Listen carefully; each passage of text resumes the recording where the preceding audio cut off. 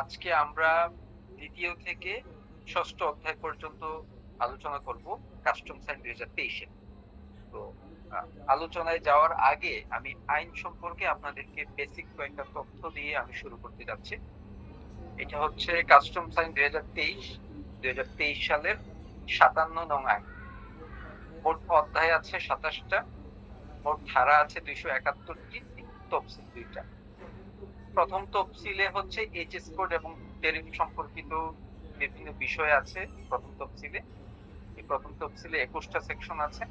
আর দ্বিতীয় তফসিলটা হচ্ছে কাস্টমস আইনের অধীন বিধিমালা জারি করার কথা বলা আছে, যে কোন কোন বিষয়ে বিধিমালা জারি করতে হবে, এরকম 57টা বিধিমালার তালিকা দ্বিতীয় তফসিলে দেওয়া আছে।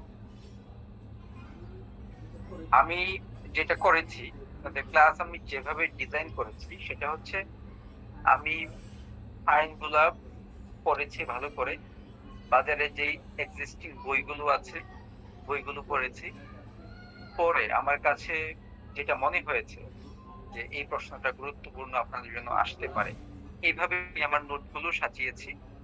এবং আমার নোটগুলো হচ্ছে মোটামুটি ডিটেইল আমি আপনাদেরকে যে পিডিএফ দিব, এই পিডিএফ এর উপরে আপনারা ডিপেন্ড করতে পারেন একদম পরীক্ষার জন্য। তারপরে আমি হচ্ছে যেহেতু আমি কাস্টমস আইনটা সিএনএফ এজেন্ট লাইসেন্স পাওয়ার পরেও অনেক গুরুত্বপূর্ণ, এই জন্য আমি কাস্টমস আইনটা আপনাদেরকে ভালো করে ডিটেইলস পড়াবো। আর অন্য যে আইনগুলো আছে ওই আইনগুলো থেকে পরীক্ষার জন্য গুরুত্বপূর্ণ ওগুলো পড়াবো। আচ্ছা, তারপরে এই যে আইনের ধারা আছে, বিভিন্ন ধারার বিপরীতে বিধি আছে, বিধিমালা আছে। আমি আপনাদেরকে ধারার সাথে সাথে যদি বিধিমালা থেকে থাকে ওই বিধিমালা থেকেও আলোচনা করব। এখন আপনাদের মধ্যে আপনারা ধারা মানে আইন এবং বিধিমালা এই দুইটা বিষয়ে ক্লিয়ার কিনা? আপনারা আইন কি আর বিধিমালা কি? আমি আপনাদের মধ্য থেকে শুনতে চাচ্ছি কেউ একজন বলেন যে আইন কি আর বিধিমালা কি।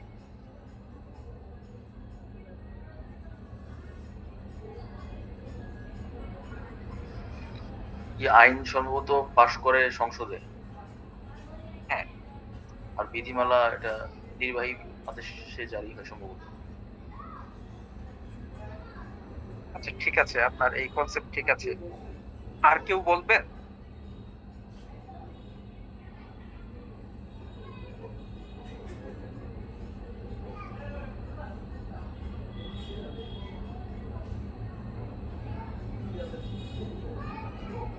আচ্ছা, আইন সংসদে পাশ করে, আইন যখন পাশ করা হয় তখন চেষ্টা করা হয় আইনটা যথাসম্ভব সংক্ষেপ রাখার জন্য। তো এই যে আইনটা সংক্ষিপ্ত করা হলো, এই সংক্ষিপ্ত করার কারণে অনেক কিছুই বোঝা যায় না, মানে ক্লারিফিকেশনের দরকার হয়। এই ক্লারিফিকেশনটা পরবর্তীতে দেওয়া হয়। এই ক্লারিফিকেশনটা পরবর্তীতে যে মাধ্যমে দেওয়া হয় এটা বিধিমালা। এই ক্লারিফিকেশন এসআরও জারির মাধ্যমেও দিতে পারে, এটা সাধারণ আদেশের মাধ্যমেও দিতে পারে। মানে আমি যদি সহজ কথায় বলি, বিধিমালা হচ্ছে আইনের ব্যাখ্যা, মানে এক্সপ্লানেশন। মানে কিভাবে বাস্তবে প্রয়োগ করতে হবে এই ধরনের ব্যাখ্যা মনে হয়। হ্যাঁ হ্যাঁ, আইনের ব্যাখ্যা। যেমন ধরেন ধারা 243-এ বলা আছে আপনাদের সিএনএফ এজেন্ট লাইসেন্সের কথা। ওখানে বলা আছে যে আমদানিকারক এবং রপ্তানিকারক তার পণ্য খালাসের জন্য মানে সিএনএফ এজেন্ট লাগবে, এরকম একটা কথা বলা আছে। এখন সিএনএফ এজেন্ট কিভাবে নিয়োগ দেওয়া হবে, পরীক্ষা যদি হয় কত নাম্বারের পরীক্ষা হবে, ব্যাংক ড্রাফট কত করতে হবে পরীক্ষার জন্য, আবেদনের জন্য, তারপরে পাশ করার পরে ট্রেজারি চালান কত করতে হবে, বন্ড কত দিতে হবে, লাইসেন্স কারা ইস্যু করবে, এই সব কিছু বিধিমালার মাধ্যমে ক্লিয়ার করা হয়েছে। সিএনএফ এজেন্ট লাইসেন্স বিধিমালা 2026। আমি একটা উদাহরণ দিলাম, এরকম প্রতিটা ক্ষেত্রে বিধিমালা জারির মাধ্যমে মানে প্রায়োগিক বিষয়গুলো তুলে ধরা হয়েছে। আচ্ছা, এবার আমরা শুরু করব হচ্ছে দ্বিতীয় অধ্যায়। প্রথম অধ্যায় হচ্ছে আইনের বিভিন্ন বিষয়ের সংজ্ঞা দেওয়া আছে। তো সংজ্ঞাগুলো যেহেতু একটু কঠিন, আর সংজ্ঞাগুলো হচ্ছে আমি যখন অধ্যায়গুলো আপনাদেরকে পড়াবো মাঝে মাঝে কিছু সংজ্ঞা চলে আসবে, এই জন্য সংজ্ঞাগুলোকে আমি শেষে পড়াবো। আমি যখন আপনাদেরকে শেষে সংজ্ঞাগুলো পড়াতে যাব, তখন আপনারা দেখবেন যে অনেকগুলো সংজ্ঞায় আপনারা পারছেন, এই সংজ্ঞাগুলো আপনাদের কাছে অনেক পরিচিত। এই জন্য সংজ্ঞাগুলোকে আমি সবার পরে পড়াবো। আচ্ছা, এবার দ্বিতীয় অধ্যায় হচ্ছে কাস্টমস কর্মকর্তাদের নিয়োগ এবং ক্ষমতা। কাস্টমস কর্মকর্তা কে নিয়োগ দেয়? কাস্টমস আইন 2023-এর ধারা 4 অনুযায়ী কাস্টমস কর্মকর্তাদের নিয়োগ দিয়ে থাকে জাতীয় রাজস্ব বোর্ড। জাতীয় রাজস্ব বোর্ড কাস্টমস কর্মকর্তাদের নিয়োগ দিয়ে থাকে। এবার কাস্টমস কর্মকর্তাদের পদক্রম, আপনারা যখন সেন্টার এজেন্ট হিসেবে কাজ করবেন, তখন এই পদক্রম জানা আপনাদের জন্য খুবই জরুরি। এছাড়াও পরীক্ষার জন্য আপনাদের পদক্রম গুলা জানতে হবে, কারণ এক পদক্রমের এক এক মানে এক এক ধরনের ক্ষমতা দেওয়া আছে, ন্যায় নির্ণয়ন ক্ষমতা। আচ্ছা, এবার পদক্রমের শুরুতেই হচ্ছে কমিশনার অফ কাস্টমস, তারপরে হচ্ছে এডিশনাল কমিশনার অফ কাস্টমস, তারপর হচ্ছে জয়েন্ট কমিশনার অফ কাস্টমস, তারপরে ডেপুটি, তারপরে হচ্ছে অ্যাসিস্ট্যান্ট কমিশনার অফ কাস্টমস, তারপর হচ্ছে রাজস্ব কর্মকর্তা, সহকারী রাজস্ব কর্মকর্তা। এবার কাস্টম এক্সাইজ ও ভ্যাট কমিশনারের, কাস্টমস বন্ড কমিশনারের, এই হাউজুলার পদবি হচ্ছে কমিশনার। এখন আপনাদের পরীক্ষা যারা নিবে কাস্টম এক্সাইজ ও ভ্যাট ট্রেনিং একাডেমি চিটাগং, সেখানকার প্রধানের পদবি কি আপনাদের কারো জানা আছে? DG customs. হ্যাঁ, ডিজি কাস্টমস মানে ডিরেক্টর জেনারেল। ডিরেক্টর জেনারেল দেখেন, কাস্টমস গোয়েন্দা ও তদন্ত অধিদপ্তর, কাস্টমস রেয়াত ও প্রত্যর্পণ অধিদপ্তর, কাস্টম এক্সাইজ ও ভ্যাট প্রশিক্ষণ একাডেমি, কেন্দ্রীয় গোয়েন্দা সেল, এগুলার প্রধানের পদবি হচ্ছে ডিরেক্টর জেনারেল।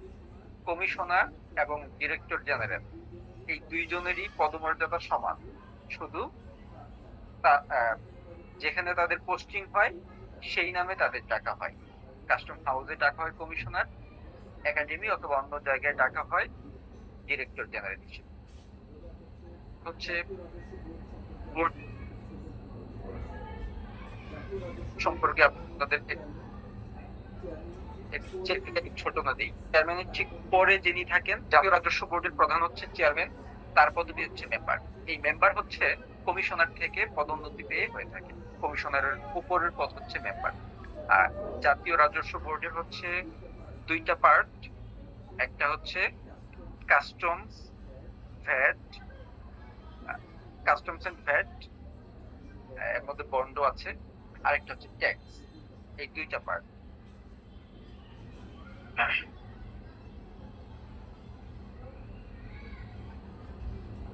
আচ্ছা, কাস্টমস আইন 2023 অনুযায়ী কাস্টমস কর্মকর্তাকে কারা সহায়তা করবে? আচ্ছা, কারা সহায়তা করবে ধারা 7-এ এটা বলা আছে। মানে আমি যদি সিম্পলি আপনাদেরকে বলি, বাংলাদেশের যত সংস্থা আছে সবাই কাস্টমস কর্মকর্তাকে সহায়তা করবে। ওই সংস্থায় কর্মরত যত কর্মকর্তা কর্মচারী আছে সবাই সহযোগিতা করবে। আচ্ছা, বাংলাদেশের সংস্থা কি কি আছে আমি আপনাদের দু একজনের কাছ থেকে কিছু শুনতে চাই।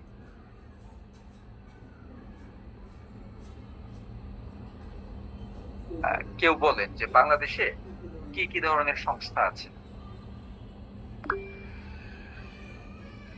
হ্যাঁ, আলাউদ্দিন ভাই বলেন।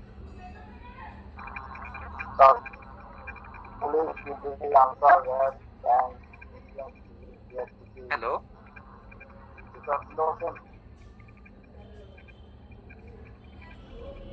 আচ্ছা, আপনার সাউন্ডটা অনেক কম, আমি শুনতে পাচ্ছি না। সরকারি সংস্থা বিএসটিসি, বিএসটিএফ, বিএসটিআই,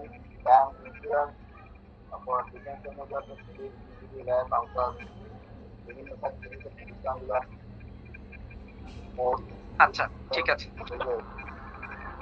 আচ্ছা, বাংলাদেশের সংস্থা দেখেন, সরকারি, আধা সরকারি প্রতিষ্ঠান, স্বায়ত্তশাসিত সংস্থা, বিধিবদ্ধ সংস্থা, আর্থিক প্রতিষ্ঠান, শিক্ষা প্রতিষ্ঠান, বেসরকারি সংস্থার কর্মকর্তা এবং কর্মচারীগণ সহায়তা করবেন। তাহলে মোটামুটি সকল ধরনের প্রতিষ্ঠান সহযোগিতা করবেন। আপনারা যদি একটু বাস্তবের সাথে মিলিয়ে করেন তাহলে আপনাদের জন্য বোঝা এবং মনে রাখা সহজ হবে। আচ্ছা, এবার ক্ষমতা অর্পণ, এখানে দুইটা বিষয় আছে। একটা হচ্ছে ক্ষমতা প্রয়োগ, আরেকটা হচ্ছে ক্ষমতা অর্পণ। কাস্টমস আইনের ধারা 5-এ ক্ষমতা এবং কর্তব্যের প্রয়োগের কথা বলা আছে। আচ্ছা, প্রয়োগের যে বিষয়টা সেটা হচ্ছে একজন ঊর্ধ্বতন কর্মকর্তা তার নিচের কর্মকর্তার উপর যে দায়িত্ব আছে সেটা সে পালন করতে পারবে। এখন কোন অধস্থন কর্মকর্তা তার ঊর্ধ্বতন কর্মকর্তার উপর অর্পিত কোনো দায়িত্ব সে পালন করতে পারবে না। এটা হচ্ছে ক্ষমতার প্রয়োগ। এখন অধস্থন কর্মকর্তা তার ঊর্ধ্বতন কর্মকর্তার উপর অর্পিত দায়িত্ব পালন করতে পারবে কখন? যদি তার উপরে ক্ষমতাটা অর্পণ করা হয়। তাহলে ক্ষমতার প্রয়োগ আর ক্ষমতার অর্পণ আপনারা কি ক্লিয়ার হয়েছেন?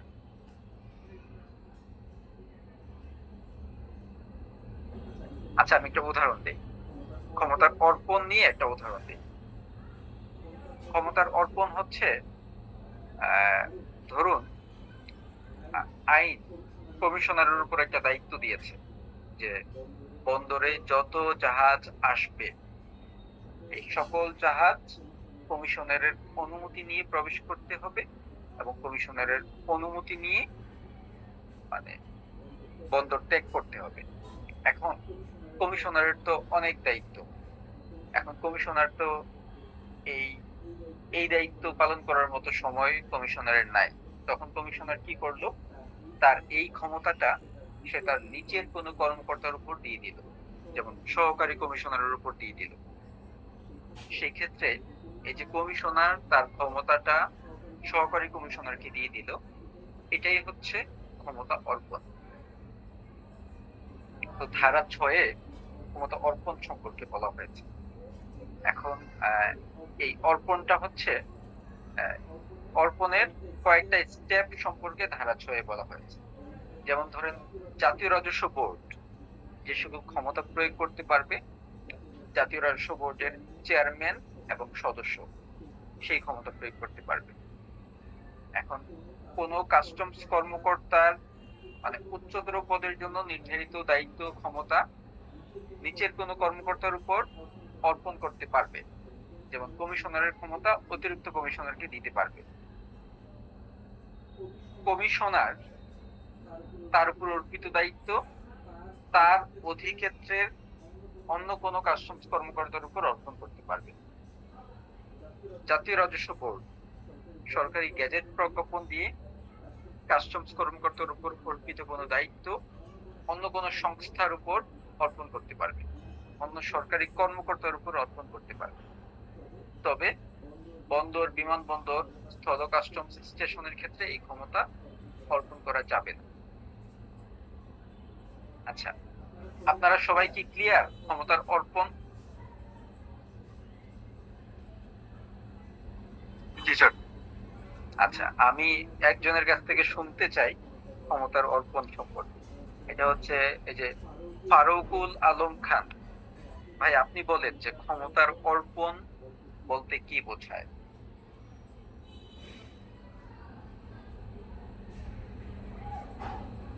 আপনি কি শুনতে পাচ্ছেন? হ্যাঁ, শুনতে পাচ্ছি। আচ্ছা, হ্যালো। ক্ষমতার অর্পণ বলতে কি বোঝায়? ক্ষমতার অর্পণ বলতে আসলে যার উপর মূল দায়িত্বটা পড়ে, যে সার্বিক সমস্ত দায়িত্ব যার উপর পড়ে, সেইটাই হচ্ছে ক্ষমতা অর্পণ। এবং সে যখন তার দায়িত্বটা ডিস্ট্রিবিউশন করে অন্যের মাধ্যমে, সেটা হচ্ছে ক্ষমতা প্রয়োগ। না না, আপনি উল্টো বলেছেন। ক্ষমতার অর্পণ হচ্ছে, ধরেন আপনার উপর একটা ক্ষমতা দেওয়া ছিল, আপনি এই ক্ষমতাটা আপনার নিজের কোন একজনকে বললেন যে ঠিক আছে তুমি করো, এটা হচ্ছে ক্ষমতার অর্পণ। আচ্ছা, যেমন কমিশনার তার ক্ষমতা অতিরিক্ত কমিশনারকে দিয়ে দিল, অথবা জাতীয় রাজস্ব বোর্ড কোন একজন কর্মকর্তাকে বললো যে ঠিক আছে আপনি এই দায়িত্বটা পালন করেন, এটা হচ্ছে ক্ষমতা অর্পণ। আর ক্ষমতার প্রয়োগ হচ্ছে মানে একজনের উপর আইন যেই ক্ষমতা দিয়ে দিয়েছে সে তার ওই দায়িত্বটা পালন করবে, আইন যে দায়িত্ব দিয়ে দিয়েছে ওই দায়িত্ব সে পালন করবে, ওইটা হচ্ছে ক্ষমতার ধারা প্রয়োগ। 5 অনুযায়ী ক্ষমতা প্রয়োগ। হ্যাঁ, ধারা 6 ক্ষমতা হচ্ছে প্রয়োগ। ক্ষমতা অর্পণ, তাই তো? হ্যাঁ, ধারা 6 ক্ষমতা অর্পণ। আচ্ছা, এবার তৃতীয় অধ্যায়, কাস্টমস, বন্দর, বিমানবন্দর, স্থল কাস্টমস স্টেশন ইত্যাদি ঘোষণা। কাস্টমস আইন 2023-এর ধারা 8 অনুযায়ী জাতীয় রাজস্ব বোর্ড কাস্টমস, বন্দর, বিমানবন্দর ইত্যাদি ঘোষণা করে থাকে। আচ্ছা, তাইলে কাস্টমস, বন্দর, বিমানবন্দর ধারা কত অনুযায়ী ঘোষণা করে থাকে? ধারা 8। এবার হচ্ছে সরকারি ওয়্যার হাউস। সরকারি ওয়্যার হাউস কি, বেসরকারি ওয়্যার হাউস কি, বেসরকারি ওয়্যার হাউসের লাইসেন্স কে দেয়, কোন কোন উদ্দেশ্যে বেসরকারি ওয়্যার হাউস পরিচালনার লাইসেন্স দেওয়া হয়। আচ্ছা, সরকারি ওয়্যার হাউসের কথা বলা আছে ধারা 11-তে। সরকারি ওয়্যার হাউস হচ্ছে এমন একটা স্থান যেখানে আমদানিকৃত কোনো পণ্য, মানে শুল্ক আরোপযোগ্য পণ্য, শুল্ক কর জমা দেওয়া ছাড়াই মজুত রাখা যায়, জমা রাখা যায়, এটা হচ্ছে সরকারি ওয়্যার হাউস। সরকারি ওয়্যার হাউসের অনুমোদন দিয়ে থাকে কমিশনার অফ কাস্টমস বন্ড অথবা বোর্ড কর্তৃক ক্ষমতাপ্রাপ্ত অন্য যে কোনো কমিশনার। বেসরকারি ওয়্যার হাউস, বেসরকারি ওয়্যার হাউস সম্পর্কে বলা হয়েছে ধারা 12-তে। বেসরকারি ওয়্যার হাউসের অনুমোদন দেয় কমিশনার অফ কাস্টমস বন্ড অথবা বোর্ড কর্তৃক ক্ষমতাপ্রাপ্ত অন্য কোনো কমিশনার। বেসরকারি ওয়্যার হাউসটা কি? বেসরকারি ওয়্যার হাউসটা হচ্ছে এই যে বন্ডের আওতায় অনেকে পণ্য নিয়ে আসে, ওই পণ্যগুলো বেসরকারি ওয়্যার হাউসে রাখা হয়। বেসরকারি ওয়্যার হাউস কেমন হবে? আচ্ছা, সাউন্ড বন্ধ করে রাখেন সিরাজুল হক ভাই, আপনার মাইক্রোফোনটা একটু অফ করে রাখেন।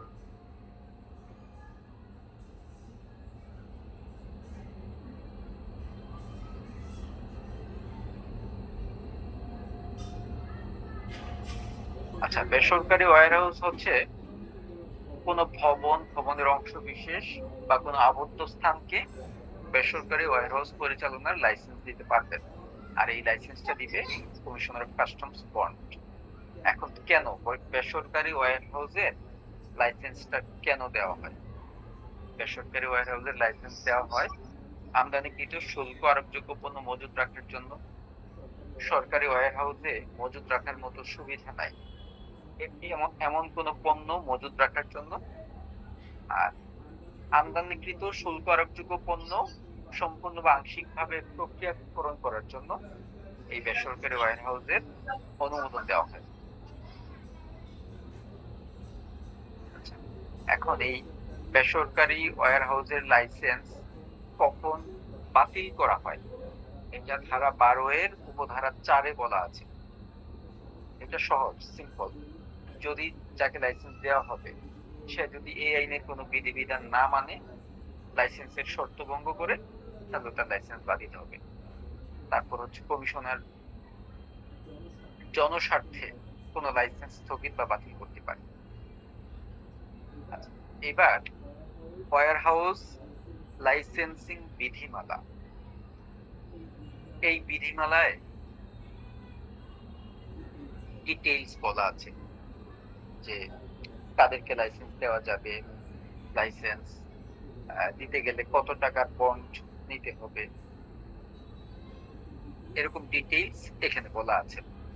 আচ্ছা, এবার এই ওয়্যার হাউস লাইসেন্স লাইসেন্সিং বিধিমালা অনুযায়ী এই যে বেসরকারি ওয়্যার হাউসের লাইসেন্স, এটা কাদেরকে দেওয়া হবে? যারা সরাসরি রপ্তানি করে তাদেরকে দেওয়া হবে, যারা প্রচ্ছন্ন রপ্তানিমুখী শিল্প প্রতিষ্ঠান আছে তাদেরকে দেওয়া হবে, ডিপ্লোম্যাটিক বন্ড প্রতিষ্ঠান, ডিউটি ফ্রি বন্ড প্রতিষ্ঠান, ডিউটি পেইড বন্ড প্রতিষ্ঠান এবং কমিশারিয়েট, তাদেরকে বেসরকারি ওয়্যারহাউস লাইসেন্স দেওয়া হবে। আর কাকে দেওয়া হবে? সরকারি এবং বেসরকারি রপ্তানি প্রক্রিয়াকরণ অঞ্চলে অবস্থিত সরাসরি এবং প্রচ্ছন্ন রপ্তানিমুখী শিল্প প্রতিষ্ঠান। বাংলাদেশ হাইটেক পার্ক আইন 2010 এর অধীন হাইটেক পার্কে স্থাপিত সরকারি সরাসরি এবং প্রচ্ছন্ন রপ্তানিমুখী প্রতিষ্ঠান। তাহলে কাদেরকে ওয়্যারহাউস লাইসেন্স দেওয়া হবে? এই যে 5 প্রকারের আমি যে বললাম তাদেরকে বেসরকারি ওয়্যারহাউস লাইসেন্স দেওয়া হবে। এখন এখানে কয়েকটা শব্দ আপনারা পরিচিত কিনা? প্রচ্ছন্ন রপ্তানি কি জানেন না এমন কেউ আছেন যে প্রচ্ছন্ন রপ্তানি আপনি ক্লিয়ার না? প্রচ্ছন্ন রপ্তানিটা কি?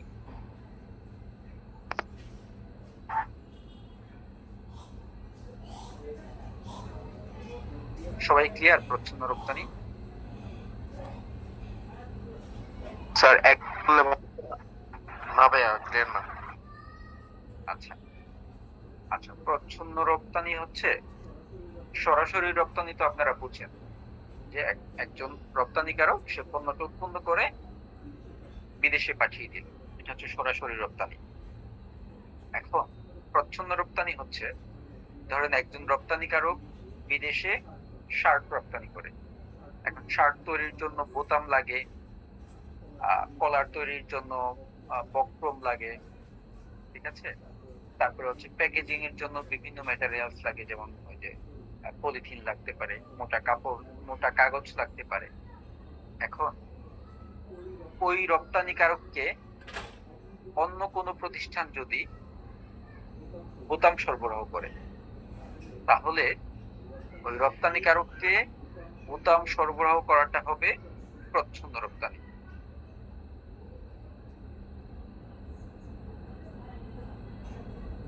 এই প্রচ্ছন্ন রপ্তানিটা অবশ্যই ব্যাক টু ব্যাক এলসির মাধ্যমে বৈদেশিক মুদ্রায় হতে হবে। ক্লিয়ার? আচ্ছা, এবার এই কমিশারিয়েট, কমিশারিয়েট শব্দটার মানে কি? কমিশারিয়েট হচ্ছে, কমিশারিয়েটের মানে হচ্ছে এই যে বাংলাদেশে যে রপ্তানি প্রক্রিয়াকরণ অঞ্চল আছে, এই রপ্তানি প্রক্রিয়াকরণ অঞ্চলে অনেক বিদেশি কাজ করে। এখন এই বিদেশিদের জন্য খাদ্যদ্রব্য, সিগারেট, লিকার এবং পানীয় দ্রব্যাদি এগুলা আমদানি করে বিক্রি করার জন্য যাদেরকে অনুমোদন দেওয়া হয় তারাই হচ্ছে কমিশনারিয়েট, মানে কমিশারিয়েট। রপ্তানি প্রক্রিয়াকরণ অঞ্চলে বিদেশিদের জন্য খাদ্যদ্রব্য, সিগারেট, লিকার, পানীয় দ্রব্যাদি আমদানির জন্য অনুমোদিত প্রতিষ্ঠানকে বলা হয় কমিশারিয়েট।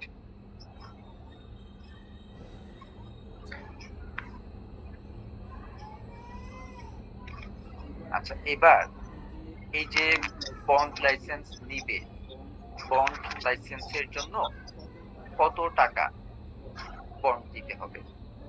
কত টাকা বন্ড দিতে হবে এটা বলা আছে ওয়্যারহাউস লাইসেন্সিং বিধিমালা 2024-এর বিধি 17-তে। আচ্ছা, প্রচ্ছন্ন রপ্তানিমুখী শিল্প প্রতিষ্ঠানের জন্য 1 কোটি টাকার সাধারণ বন্ড দিতে হবে। সরাসরি রপ্তানি যারা করে তারা 3 কোটি টাকার সাধারণ বন্ড দিতে হবে। যুগপৎ রপ্তানি যারা করে, যুগপৎ বলতে প্রচ্ছন্ন রপ্তানিও করে, সরাসরি রপ্তানিও করে, তাদের জন্য 3 কোটি টাকার সাধারণ বন্ড দিতে হবে। আচ্ছা, আপনারা কেউ মনে হয় মাইক অন করে রেখেছেন, কাইন্ডলি একটু অফ করে দেন। রতন শর্মা দাদা, আপনার হ্যাঁ কিছু বলতে চাচ্ছেন? না ফ্যান ফ্যান অফ করে দিব। ফ্যান না, আপনার মাইক্রোফোনটা অন করা, মাইকটা বন্ধ করেন, মাইক বন্ধ।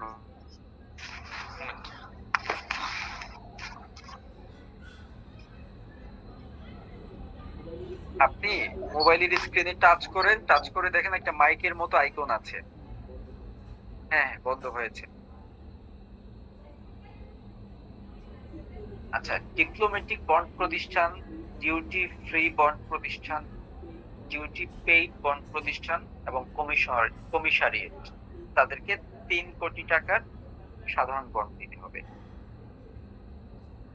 আচ্ছা, এবার আপনাদের মধ্যে কেউ বলেন তো যে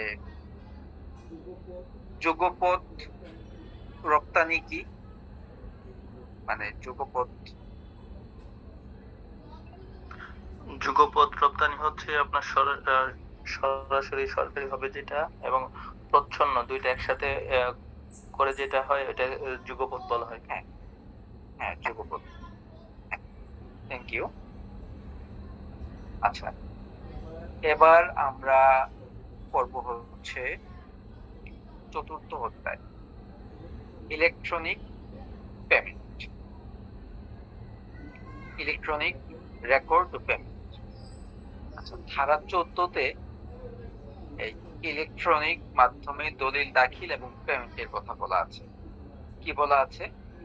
এই আইনের উদ্দেশ্য পূরণকল্পে বোর্ড সরকারি গেজেট প্রজ্ঞাপন দ্বারা কোন কোন দলিল বা পেমেন্ট ইলেকট্রিক মাধ্যমে দাখিল করতে পারবে তা নির্দিষ্ট করতে পারবে। তাহলে ইলেকট্রিক পেমেন্টের কথা বলা আছে ধারা 14তে।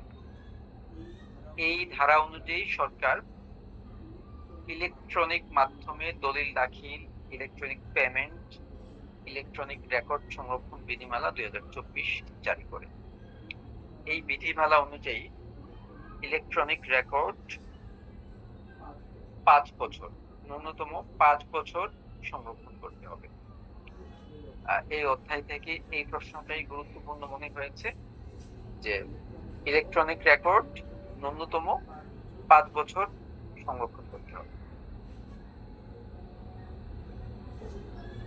আচ্ছা, এবার হচ্ছে পঞ্চম অধ্যায়। পঞ্চম অধ্যায়ে আমদানি ও রপ্তানি নিষিদ্ধকরণ ও নিয়ন্ত্রণ সম্পর্কে বলা হয়েছে। পঞ্চম অধ্যায়ের ধারা 17তে বলা হয়েছে কোন কোন পণ্যগুলা আমদানি এবং রপ্তানি করা যাবে না।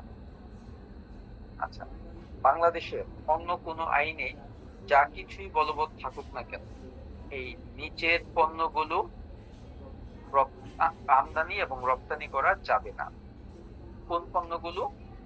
একটা হচ্ছে নকল ধাতব মুদ্রা, জাল বা নকল কারেন্সি নোট এবং অন্য কোনো নকল দ্রব্য, কোন অশ্লীল পুস্তক, পুস্তিকা, কাগজ, ড্রয়িং, প্রতিকৃতি, আলোকচিত্র, চলচ্চিত্র, ভিডিও, অডিও,